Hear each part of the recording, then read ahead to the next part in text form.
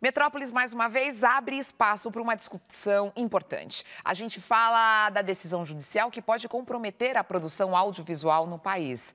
Por enquanto, as empresas de telecomunicação estão isentas da contribuição para o desenvolvimento da indústria cinematográfica nacional, a chamada Condecine. Esse tributo anual pago pelas teles representa grande parte do fundo setorial do audiovisual. Esse fundo financia as produções nacionais. O que as teles alegam? Alegam que não integram a economia do audiovisual e, portanto, elas não devem pagar essa contribuição. Vamos esclarecer tudo isso? A gente está aqui com o diretor-presidente da Agência Nacional de Cinema, Manuel Rangel, que é o nosso convidado. Muito obrigada pela sua presença aqui no Metrópolis. Obrigado a você, Leandro. É um tema importante para a gente saber e eu vou começar perguntando sobre como esse fundo, que existe há... O fundo existe desde 2007. 2007. Como esse fundo que existe desde 2007 ajudou ou mudou essa cadeia do audiovisual no Brasil? Esse fundo transformou o setor audiovisual brasileiro. Quando ele foi criado, no final de 2006, início de 2007, nós tínhamos no Brasil cerca de 2.000 salas de cinema. Nós chegamos no final do ano passado com 3.016 salas de cinema. Nós lançamos, em 2007, 35 filmes brasileiros nas salas de cinema. Nós lançamos, o ano passado, 128 filmes brasileiros nas salas de cinema.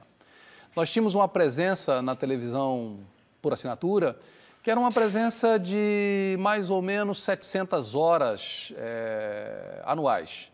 Hoje nós temos uma presença de mais de 3.000 horas anuais de produção independente de conteúdo brasileiro. Estou falando de séries, estou falando de filmes, estou falando de séries para crianças, estou falando de séries para jovens, para adultos, estou falando de filmes de animação, filmes de ficção, documentários. Ou seja, é a produção cultural brasileira, a produção audiovisual brasileira, e o fundo setorial é quem financia esse desenvolvimento. A gente fica pensando nesses avanços, mas ao mesmo tempo fica pensando que a produção fica refém, então, desse recurso.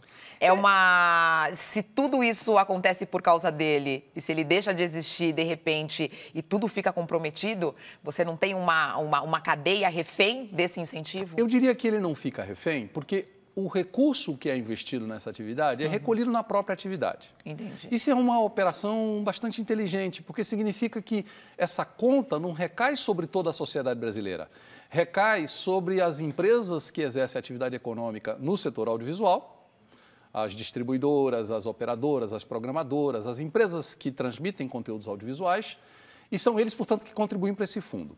Eu não viria a questão como o setor fica refém.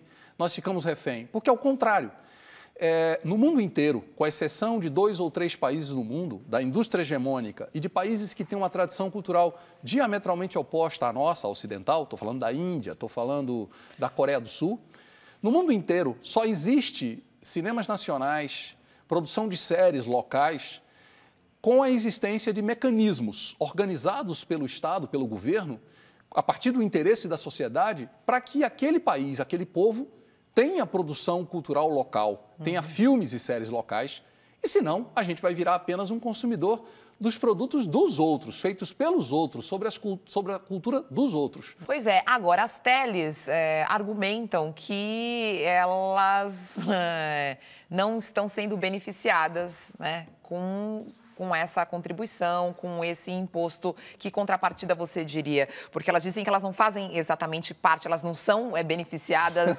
diretamente. A gente até ri um pouco, né, dessa história, porque todos nós hoje andamos com os nossos celulares, com os nossos tablets, que não servem para nada se a gente não tiver ali um pacote de dados de banda larga. E nós todos, o tempo inteiro, recebemos aí videozinhos no WhatsApp, nós recebemos videozinhos no Instagram, nós acessamos o YouTube para ver um pequeno filme, um trailer, um promo. A gente acessa serviços de vídeo por demanda, como Netflix, o Now e outros serviços. As televisões colocam os programas disponíveis nos seus sites para serem baixados aí, disponíveis no YouTube para serem baixados. A própria TV Cultura tem programas assim. E nós assistimos no nosso celular, nós assistimos nos nossos tablets.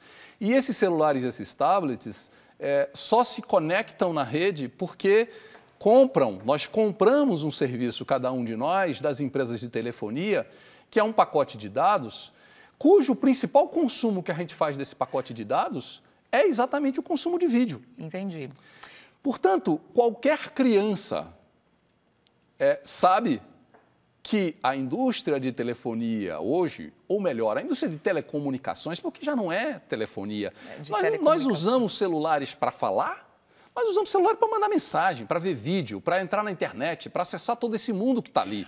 E é daí que vem a renda. Entendi. Agora, o senhor comenta qualquer criança, mas... Os adultos também. Mas na decisão judicial... esse parecer foi acatado. Veja. E como anda, e o que a gente quer saber é o que a Ancine fez e em que pé está esse processo, porque a contribuição deve ser paga até o final de março. É mais de R$1 bilhão que não vai para o fundo. A gente quer saber em que pé anda. O Brasil tem milhares de juízes federais. Uhum. E como diz o dito popular, cada cabeça uma sentença. Uhum. O juiz que acolheu esta ação, ele concedeu uma liminar para as empresas de telefonia não recolherem. Eu não discuto decisões de juízes.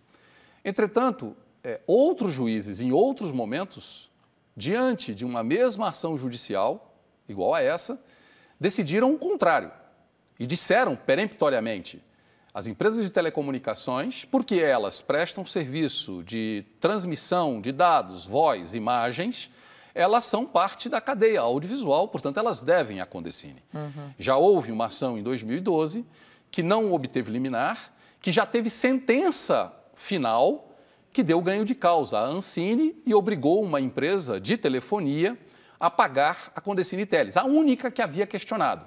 Uma empresa pequena. Uma pequena empresa de Minas havia questionado a Condecine Teles. Essa empresa entrou na justiça, perdeu na justiça, voltou a pagar. Todas as outras pagam desde 2012. Pensa comigo, elas pagam desde 2012 valores da ordem de 800, 900 milhões de reais. Uhum. Empresas que faturam 230 bilhões de reais por ano em números de 2014. Essas empresas teriam recolhido essa Condecine se elas não devessem essa Condecine? 2. Essas empresas participaram da construção de um acordo na época do Parlamento, da aprovação da Lei 12.485, que foi o marco regulatório da TV Paga, que também trouxe isso como parte do acordo e, na época, o governo ofereceu uma desoneração tributária de um valor similar ao valor que foi fixado para a Condecine. Então, na verdade, eles não tiveram nenhum impacto na carga tributária que eles pagavam naquele momento. Teve uma troca. Teve uma troca. Uhum. Eu explico isso para dizer o seguinte: todo o setor audiovisual tem esse ciclo virtuoso acontecendo, filmes bem-sucedidos, séries bem-sucedidas, vistas por todos nós, valorizando a cultura brasileira, na tela do celular, no tablet, na televisão, viabilizados por esses recursos. Portanto, nossa percepção é de que essa liminar hoje que as empresas têm, a nossa percepção é que durante a tramitação do processo judicial, essa decisão tende a ser revertida nos tribunais, porque quando isso se torna uma decisão colegiada, a matéria vai tomando mais consistência e vai ficando mais em linha com a jurisprudência do Supremo Tribunal Federal. Mas o mais importante de tudo isso que a gente está conversando, Adriana, é assim: o Brasil está vivendo esse momento tão tenso, tão difícil, de crise por todo lado, não é isso? Atividade econômica complicada. E tem um setor do país, da nossa economia, que é também de entretenimento para nós, para cada um de nós, que é o setor audiovisual, que não está vivendo essa crise. Tem números de crescimento. Está crescendo, está num bom momento, com filmes extraordinários. Nós estamos concorrendo no Oscar, ao Oscar de melhor filme de animação, com O Menino e o Mundo. Agora, no domingo, nós temos séries que estão no primeiro nível de audiência nos canais de televisão por assinatura, como o Peixonautas, Amigãozão e várias outras. Que utilizaram esses recursos. Que utilizaram recursos do Fundo Setorial do Audiovisual. Tá certo. Nós estamos falando da cultura brasileira, de filmes e séries que eu vejo e que as pessoas que assistem o Metrópolis veem e outros veem, e sobretudo, de uma atividade que vai bem. nós devíamos todos ter bom senso e não gerar crise naquilo que funciona bem. As empresas de telefonia, como parte do setor audiovisual, eu acredito, elas vão em algum momento ter a sensibilidade e divergir do sindicato e seguir o caminho de voltar a recolher a Contecine. Eu acredito nisso. Bom, eu quero agradecer a presença do senhor aqui no estúdio do Metrópolis. É um assunto que a gente acompanha e vai continuar acompanhando. Muito obrigada, viu? Obrigado a você, Adriana, e a Ancine, seguimos à disposição de vocês. Muito obrigada. Obrigado.